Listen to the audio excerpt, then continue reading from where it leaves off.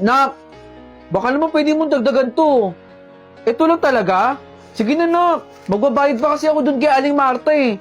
Kulang pa nga to, nak eh. Sige na, nak, Christine. Dagdagan mo naman. Ma, wala na ako ibibigay sa'yo.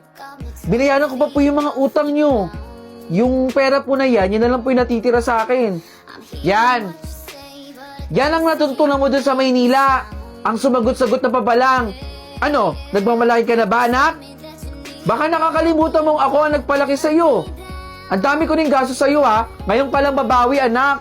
Hindi naman po sa ganun, ma. Eh, pamasahin na lang po yung natitira sa akin dito, eh. O, sige na nga.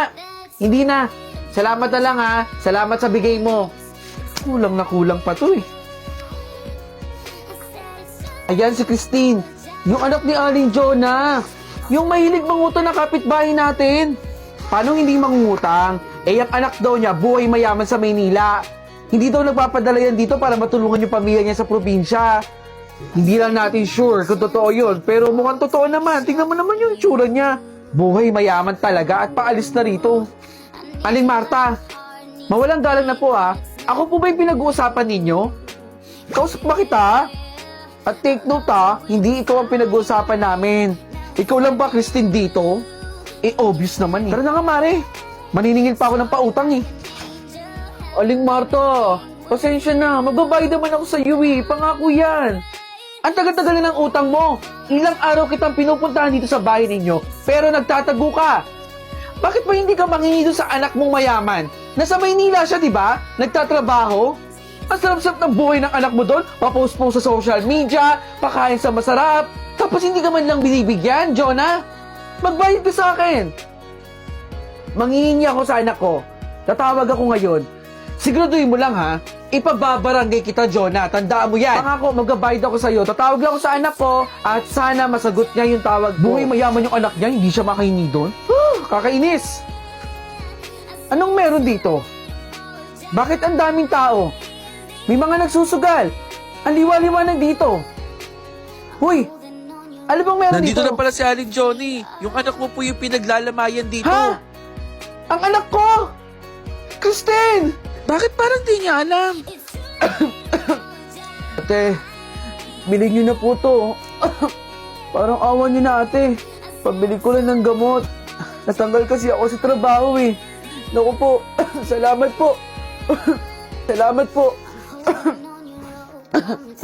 Sabi. Huwag mag-alala, ipikit ang iyong mata, tana. Pahinga muna, ako na. Huwag mag-alala, ipikit ang iyong mata, tana. Pahinga muna, ako nang bahala. Mas masalaw isang ginagawa mapa. Pahinga muna, ako na. Latsara-tsara, latsara-tsara, latsara-tsara-tsara, latsara-tsara, latsara-tsara, latsara-tsara,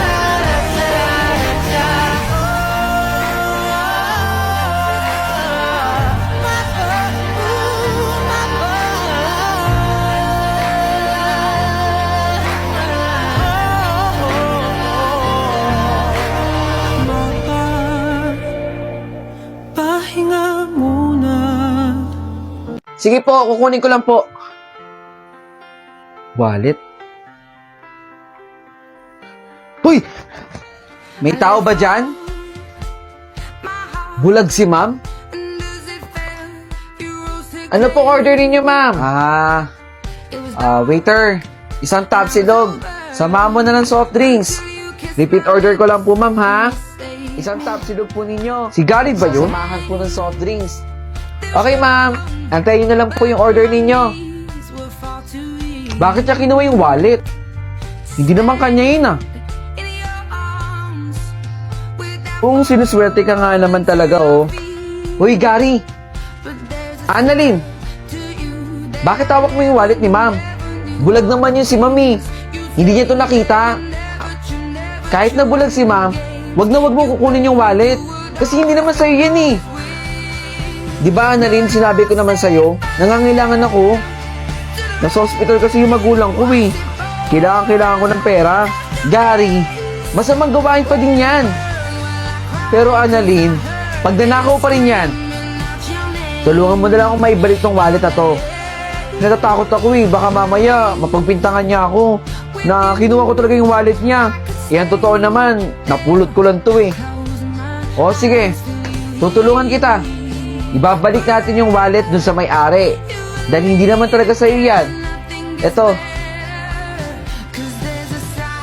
Sige na, ako nang bahala. Complete order na po yan, ma'am. Maraming salamat. Bakit ikaw yung naghatid? Nasaan yung waiter na lalaki? Meron lang pong ginawa dun sa isa pang customer. Maraming salamat ulit. Ma'am, sa inyo po ata itong wallet. Nalaglag po ninyo. Maraming salamat. Sige po, dito na po ako.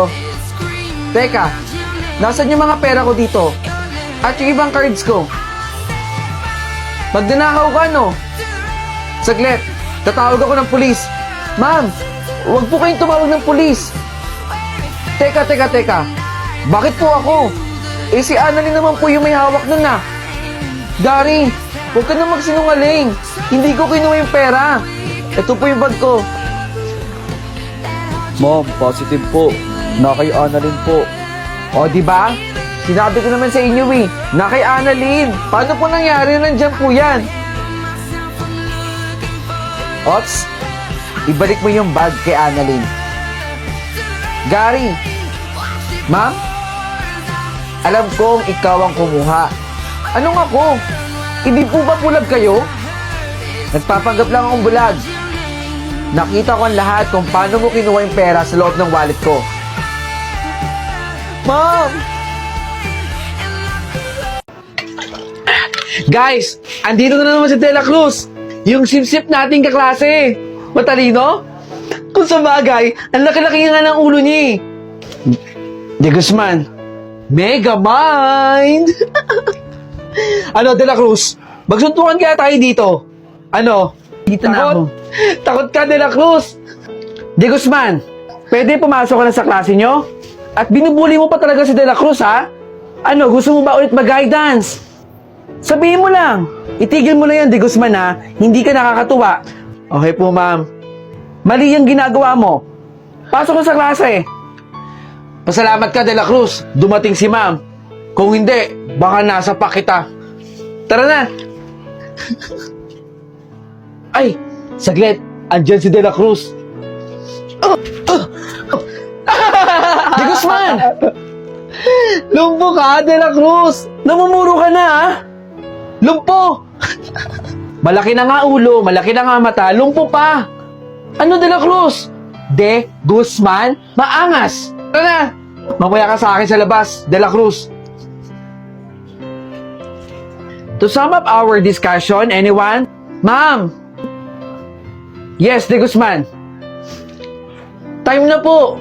Uwian na po, ma'am. Wala na talaga natitirang konting respeto sa'yo, De Guzman, eh, no? Nagdi-discuss yung teacher nyo dito sa harapan, tapos inoorasan mo ko? Pero nandito pa ako sa harap. Konting respeto, De Guzman. Okay, tomorrow, pakitawag yung magulang mo, ha? Kailangan ko sila makausap. Opo, ma'am. Dela Cruz. Present po, ma'am. De Guzman. Absent po si De Guzman, ma'am. Absent na naman si De Guzman? Bakit? Ano nangyari doon? May alam ba kayo? Hindi rin po namin alam, ma'am, eh. Saan kayo nakatira dito si De Guzman? Grabe no, kawawa yung bata. Ano kaya nangyari doon?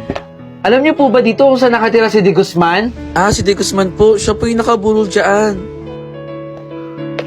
Tama na po. Tama na po. Hindi ko na po gagawin yun pa. Huwag niyo na po akong saktan. Tama na po. Huwag na po. Ma, alis na po saglit. Teka. Saka pupunta, bunso? Kuya, baka nakakalimutan mo. Damit ko yung suot mo. Pairam lang po saglit. Hindi ko naman po aangkinin eh. Nagpaalam ka ba? Hindi. Kasi alam kong magagalit ka eh. Yun naman pala eh. Hindi ka nagpaalam.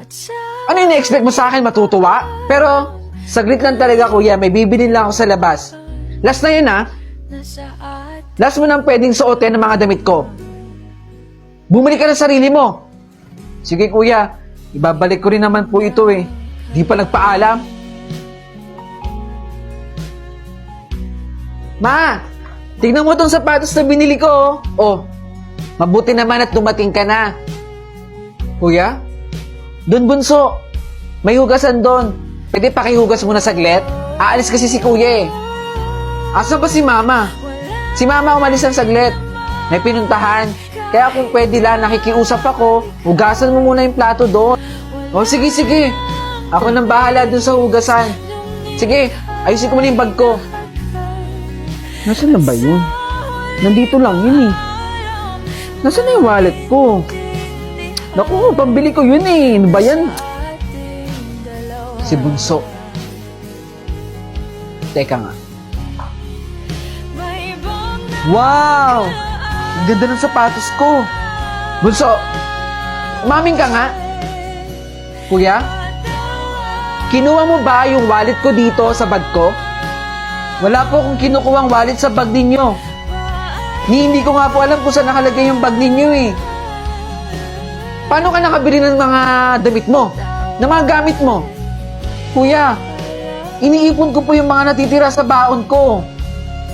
Baon? Di ba nga sa'yo na nang galing, nauubos ang baon mo. Walang natitira sa'yo. Eh paano ka nakabili ng bagong gamit? Hindi ko po alam yung sinasabi ninyo. Wala naman po talaga akong kinukuha sa bag ninyo, eh. Oras lang na malaman ko na kinuha mo yung wallet ko dito sa bag ko, mananagot ka sa akin, Bunso. Tandaan mo tong sinabi ko. Dami-dami pwedeng hinyan. Kinuha pa yung wallet ko. Ayaw pa kasi umamin ni Bunso, eh. Siya naman talaga yung kumuha, eh. Teka, bakit napunta dyan yung wallet ko? Kumpleto naman yung pera. Nasaan na ba yung earphone ko? Dami kasing gamit dito, eh. Wait nga lang. Eto. Buti na lang nakita ko.